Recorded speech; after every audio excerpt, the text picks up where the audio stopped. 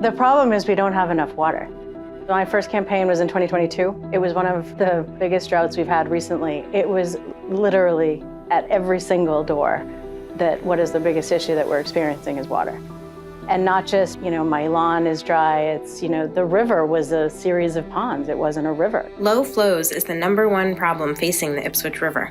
The river is very intensively used. We're pulling water out of it all the time for all of the things that we need water for drinking, for bathing, for washing, for irrigation, for industrial and commercial use. When there is not a lot of water available in the river in the summertime or during drought conditions, we're pulling enough water out of the river that it's going dry.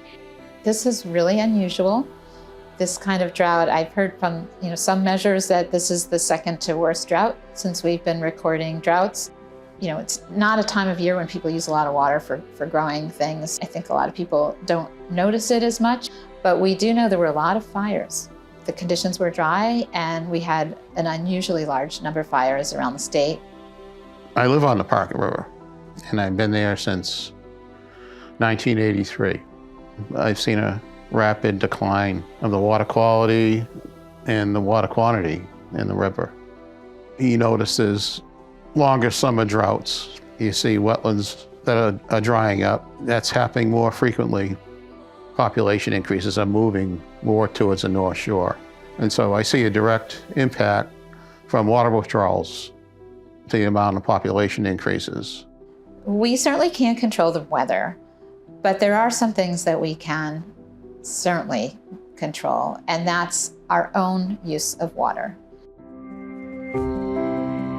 The role of a watershed association is really to bring together all of the stakeholders within the watershed. We do a lot of education for what people can be doing in their own homes, in their own businesses to reduce their water consumption, to reduce the demands on the river. We have a few thousand kids and adults that come through our education programs every year and learn about how their actions are impacting the river and how they can reduce their impacts on the river.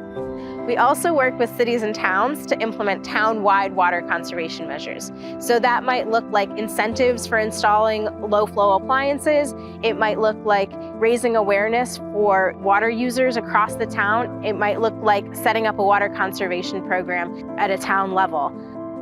There's a lot of things, complicated things that we need to do, and we need to do them together because they are a costly capital expense. There's state and federal funding for infrastructure, especially water infrastructure, clean drinking water, that we want to make sure that we're working together to get to the solutions that we're looking for both the environment and for the water users. And as we move forward, one of the issues that we're going to have to deal with is developing additional supply and dealing with the issue of managing that supply so that we get the most effective use out of it. But a huge problem is going to be financing. All of these things are incredibly expensive, and that's why it's going to take a team approach to be able to get the job done. On the state level, we advocate for legislation that is protective of our rivers.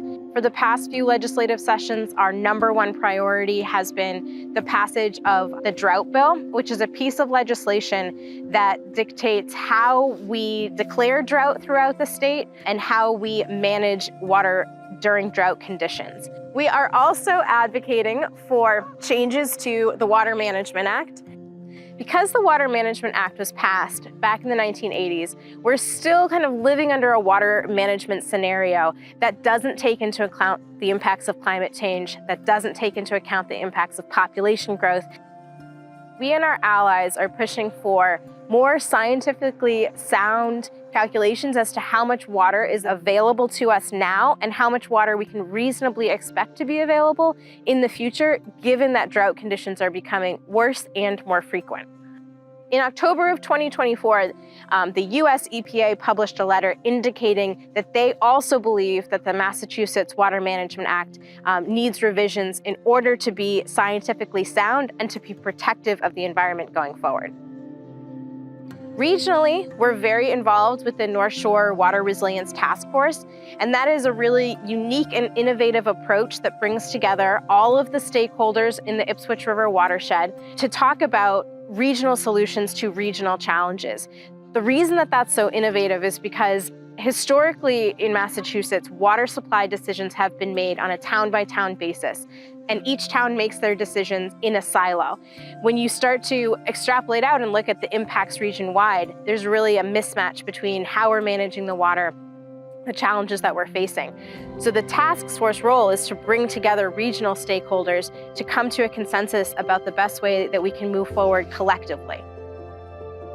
So there's plenty to be enthusiastic about in our region as we lead the way on this issue. And one of those things is that we've been able to secure over $600,000 of state support to be able to study the issue and to develop the best ways to address it. And those studies are underway right now. They're delivering lots of information, and it's going to be up to us to be able to use that information to make consensus-based decisions. But as we do that, I firmly believe that we're going to be setting the stage for that kind of activity all across Massachusetts, and we're going to bring light to a situation that has been very vexing for all of the communities in our state. We're almost there, and we're continuing to work toward it, and we couldn't have done it without the assistance of the Ipswich River Watershed Association.